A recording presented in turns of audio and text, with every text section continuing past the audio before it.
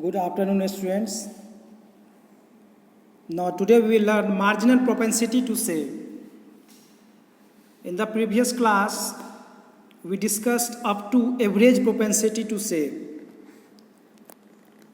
We discussed already marginal propensity to consume, average propensity to consume, average propensity to save, and now last one is marginal propensity to save. So, what is marginal propensity to save? First, we are going to discuss. We will see the formula here. So, it is defined as the ratio of change in savings to change in income of the economy. So, MPS equal to, that is marginal propensity to save, equal to delta S by delta Y.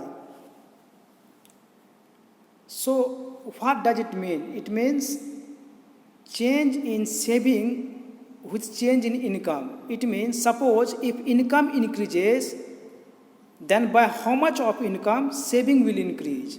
यदि income increase हो रहा है तो income का कितना प्रतिशत जो है सेविंग इंक्रीज हो रहा है, उसको हम लोग बोलते हैं मार्जिनल प्रोपेंसिटी टू सेव. तो यहाँ पे आप लोग चूँकि मार्जिनल की बात कर रहे हैं, हम लोग 1 यूनिट का यहाँ पे बात करेंगे कि यदि 1 यूनिट इनकम में चेंज हो रहा है तो कितना सेविंग में चेंज हो रहा है, इसको हम लोग बोलते हैं marginal propensity to save. So it is just opposite to marginal propensity to consume. In consume we we are discussing marginal propensity to consumption. There we are discussing that with increase in income what changes were taking place in consumption, but here we are making relation between income and saving.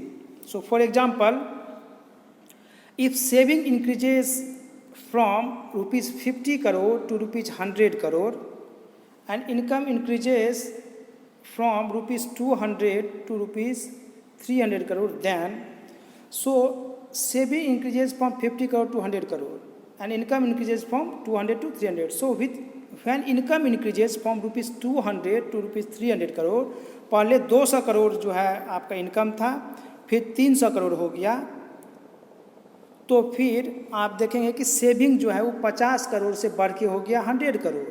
ठीक है, तो ये एक economy का बात हो रहा है, होल इकोनॉमी की हम लोग बात करें, किसी एक इंडिविजुअल की बात नहीं कर रहे हैं.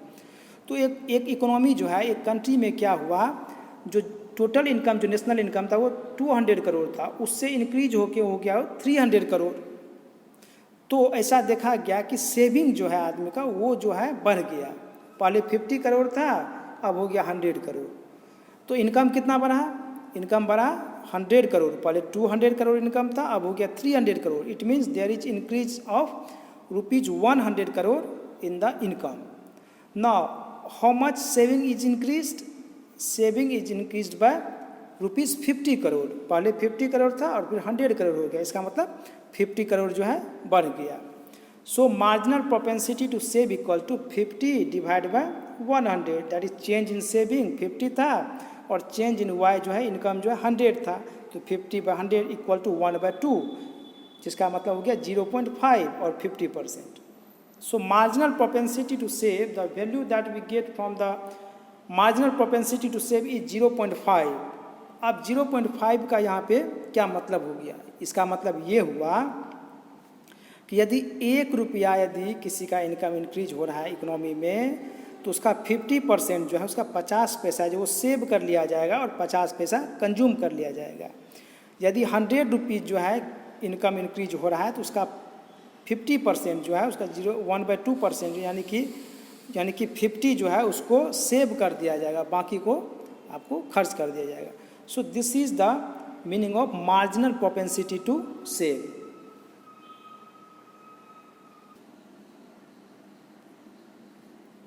Now let us see some properties of marginal propensity to save. MPS varies between 0 and 1. So value of marginal propensity to save will be from 0 to 1. It will not be less than 0 and will not be more than 1. MPS will be equal to 0 if entire additional income is consumed. Yes, MPS will be equal to 0 if entire additional income is consumed. So suppose whatever income is increased and all the additional income will be consumed, यानी कि जितना रुपया income आपका बढ़ा वो सब को खर्च कर लिया गया, तो सेविंग क्या हो जाएगा? सेविंग हो जाएगा जीरो, क्योंकि जो इनकम इंक्रीज हुआ उसको जो है खर्च ही कर लिया जाए, उसको कंज्यूम कर लिया गया, तो फिर सेविंग बचेगा ही नहीं। इसलिए वहाँ पे उस केस में जो है MPS का वैल्यू क्या होगा? जीरो होगा। Next one, MPS will be equal to 1 if entire additional income is save. Next क्या है? MPS will be equal to 1, MPS का वैल्यू जो है 1 होगा कब? जब if entire additional income is save, जो भी एडिशनल इनकम हुआ यदि वो सभी को सेव कर दिया जाएगा, यानी कि there will be zero consumption. When income increases then whole amount, total amount will be save, will not be spend on consumption, so there will no consumption expenditure. तो इस केस में क्या होगा? MPS का वैल्यू होगा 1। इसका मतलब ये हुआ कि 1 का 1 जितना इनकम बढ़ा वो सभी को सेव कर लिया गया, हालांकि रियलिटी में ऐसा नहीं होता है। Point number 4, MPS can not be greater than 1 because delta S can not be greater than delta Y। MPS का वैल्यू जो है 1 से ज़्यादा नहीं होगा। ऐसा इसीलिए कि जितना हमारे पास इनकम होता है उससे ज़्यादा हम लोग सेव कैसे कर सकते हैं? ये पॉसिबल नहीं है कि हमारे पास 1 रुपया जो है इनकम है और हम लोग 2 रुपया सेव कर रहे हैं, ये पॉसिबल नहीं है।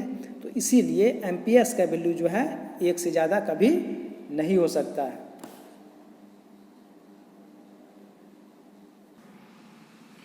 Okay, now next is addition of MPC and MPS। Now when MPC and MPS is added we get value 1. So in case of APC and APS we already discussed that APC, that is average propensity to consume, plus APS, it means average propensity to save, is equal to 1. We already discussed this. Okay, so now next one is MPC plus MPS is also equal to 1. ये याद रखने, क्योंकि जब हम लोग numerical questions related to multiplier या फिर related to MPC APC पूछा जाता है, that time this is very important, that time you will find it difficult to solve the questions if you don't know this concept. That is APC plus APS equal to 1 and MPC plus MPS equal to 1। इसको आप mind में जो है set कर लेंगे, क्योंकि आगे भी जो है ये आपको हेल्प करने वाला है। सो कैसे होता है? MPC plus MPS जब हम लोग करेंगे, हम लोग को मालूम है कि MPC इक्वल टू क्या होता है? Delta C by delta Y। Delta C by delta Y, ये क्या हुआ?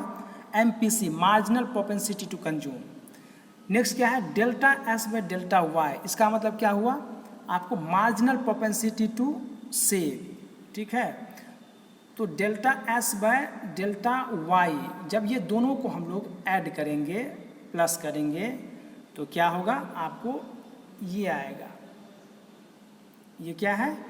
Delta C plus delta S divide by delta Y।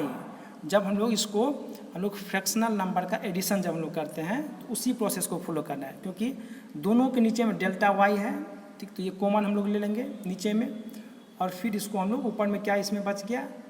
Delta C बच गया, तो डेल्टा C प्लस ऊपर में क्या बच गया? डेल्टा S बच गया, तो डेल्टा S। इसी तरह से हम लोग फ्रैक्शनल नंबर को ऐड करते हैं, तो ठीक है।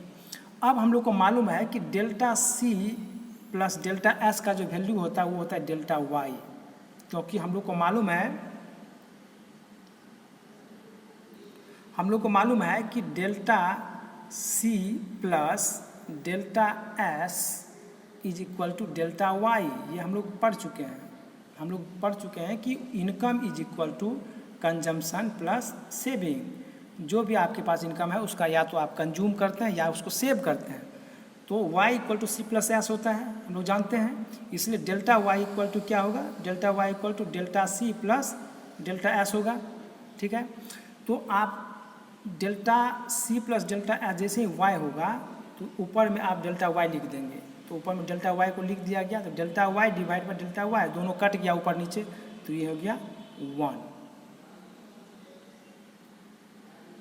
So therefore MPC plus MPS is equal to 1. We have got this equation, and this you will remember because it is very important.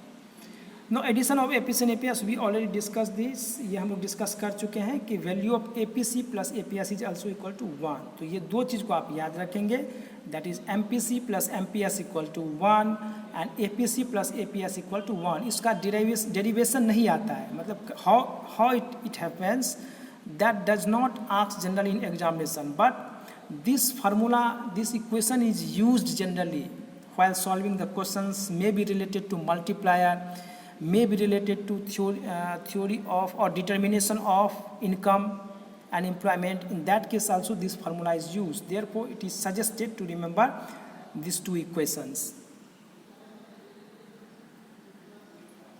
Now next one is derivation of saving and consumption function curve.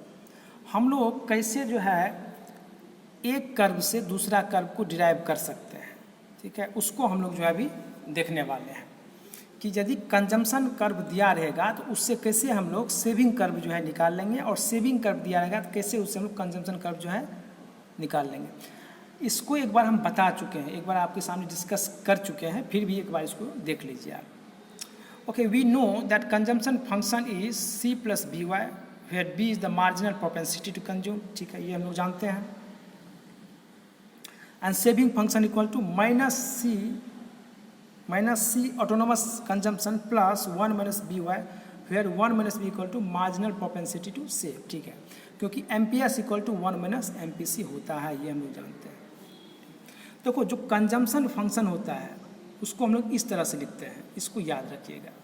Consumption function को हम लोग इस तरह से लिखते हैं. ये जो है आपको यहाँ पे होगा, ठीक है, ये यहाँ पे नहीं होगा, इसको यहाँ पे नहीं रखना, ठीक है. So consumption is equal to autonomous consumption. This is autonomous consumption. जब जीरो लेवल ऑफ इनकम रहता है उस समय जो कंजम्पशन होता है उसको हम लोग ऑटोनोमस कंजम्पशन बोलते हैं. प्लस BY, B क्या है, B है मार्जिनल प्रोपेंसिटी टू कंज्यूम और Y है इनकम. यानी कि जब हम लोग autonomous consumption plus MPC into Y कर देंगे हम लोग, तो हम लोग को वो टोटल कंजम्पशन हम लोग को पता चलेगा, ठीक है, या उसको हम लोग कंजम्पशन फंक्शन हम लोग उससे पता कर सकते हैं. उसी तरह से यदि आपको B है मार्जिनल प्रोपेंसिटी टू कंज्यूम, तो फिर 1 माइनस B क्या हो जाएगा, ये हो जाएगा मार्जिनल प्रोपेंसिटी टू सेव हो जाएगा. तो सेविंग फंक्शन को हम लोग कैसे लिखेंगे, माइनस ऑटोनोमस कंजम्पशन. यहाँ पे माइनस इसीलिए लिखें क्योंकि जब जीरो लेवल ऑफ इनकम रहता है उस समय जो कंजम्पशन होता है वो निगेटिव में होता है, क्योंकि वो हम लोग कर्ज लेकर के जो है हम लोग उसको कंज्यूम करते हैं, या हम लोग का जो सेविंग किया हुआ रहता है उससे हम लोग ले लेते हैं. तो ये आपको माइनस में जाएगा क्योंकि इसको हम लोग जो है निगेटिव वैल्यू, इसको हम लोग पॉजिटिव वैल्यू नहीं है, इनकम है नहीं और हम लोग कंज्यूम कर रहे हैं, तो इसका वैल्यू यहाँ माइनस हो जाएगा. प्लस यहाँ पे आप MPS लिख सकते हैं, marginal propensity to save into Y. यहाँ 1 माइनस B लिखना कोई ज़रूरी नहीं है, यहाँ पे आप MPS भी लिख सकते हैं, यानी कि minus autonomous consumption plus MPS into Y is equal to saving function, ठीक है. तो ये दोनों चीज़ को भी आप माइंड में याद रखेंगे अच्छे से. यहाँ पे दो चीज़ को याद रखना है, कंजम्पशन फंक्शन का क्या है आपको, ये यहाँ पे नहीं होगा, इसके ऊपर में होगा, ठीक है. कंजम्पशन फंक्शन का क्या है, C consumption equal to autonomous consumption plus B into Y. B क्या है, मार्जिनल प्रोपेंसिटी टू कंज्यूम, यानी कि इनकम का कितना प्रतिशत जो है कंज्यूम किया जाता है, B. सेविंग फंक्शन हम लोग कैसे लिखेंगे, सेविंग फंक्शन हम लोग लिखेंगे इस तरह से, सेविंग फंक्शन हम इस तरह से लिखेंगे, minus autonomous consumption plus marginal propensity to save, कितना मतलब कितना परसेंट जो है इनकम का सेव किया जाता है, इनटू वाई, ठीक है, वाई हो गया इनकम. यहाँ पे 1 माइनस B इसीलिए हम लोग दिए हैं क्योंकि यदि MPC यदि B है तो MPS क्या आ जाएगा, 1 माइनस B होगा. हम लोग को मालूम है कि MPS plus MPC equal to 1 होता है. Okay, so this is all about the consumption function and saving functions. We will see how it is derived, how the consumption curve is derived from the saving curve and how saving curve is derived from the consumption curve. ये हम लोग देखेंगे, and with that we will solve some numerical questions also. So this is all about today's class. Do the practice, more and more practice is needed for this chapter. If there is any doubt, you may ask me in WhatsApp group or you may comment in YouTube channel. Thank you.